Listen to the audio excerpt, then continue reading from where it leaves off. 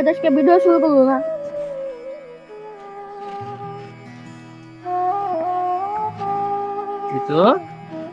আজকে তুমি ভিডিও শুরু করলো না।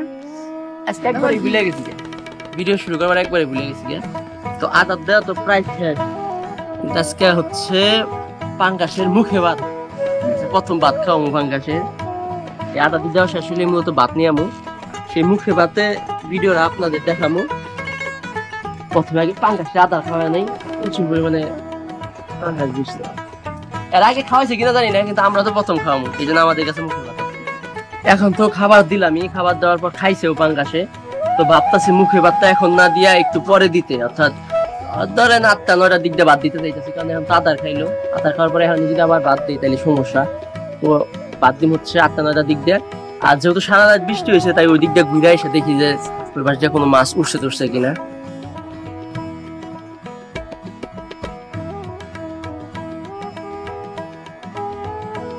সারা রাত বৃষ্টি হয়েছে, আর বৃষ্টির মধ্যে প্রচুর টেনশন হয়েছে যে এত বৃষ্টি, না জানি কি অবস্থা।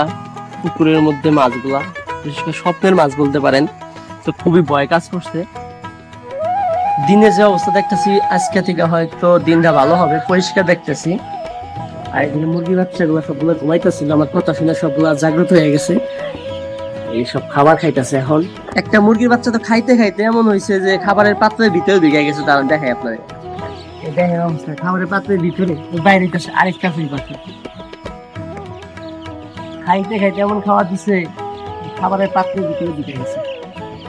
এর আসল কারণ হচ্ছে এই মুরগি বাচ্চাগুলো কিন্তু এখনো ছোট ছোট, আর কয়েকটা ছোট পাত্রের পাশাপাশি কিন্তু বড় খাবারের পাত্র দেওয়া হয়েছে।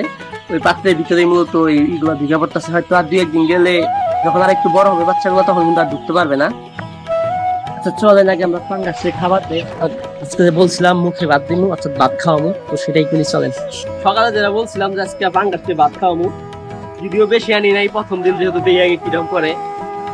তো আজকে পাঙ্গাসের ভাত খাওয়াবো, আর বলতে পারেন পাঙ্গাসের মুখে ভাত। এটা আমার ছোট ভাই বলে দিছে যে এটা ভাই আজকে পাঙ্গাসের মুখে ভাত।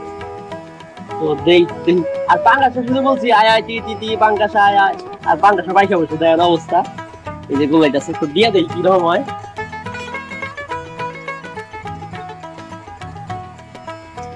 এই যে দিলাম না, এখন দেন পাঙ্গাস কিভাবে আইসা পড়ে, সব লাভ পাই আইসা পড়ে, খালি একটু সময় দেন। যেহেতু পাঙ্গাসের আদার কিন্তু বাসমান, আর এই ভাতগুলা কিন্তু মানে পানিতে চলে যাবো, এই জন্য একটু ধীরে ধীরে দিব, যাতে পাঙ্গাসগুলো আসুক, তারপর দিব।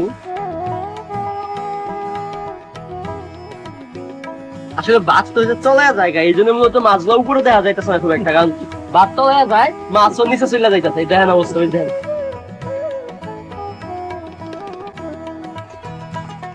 পাঙ্গাসের মুখে ভাত সম্পন্ন, একবারে দিয়ে দেই।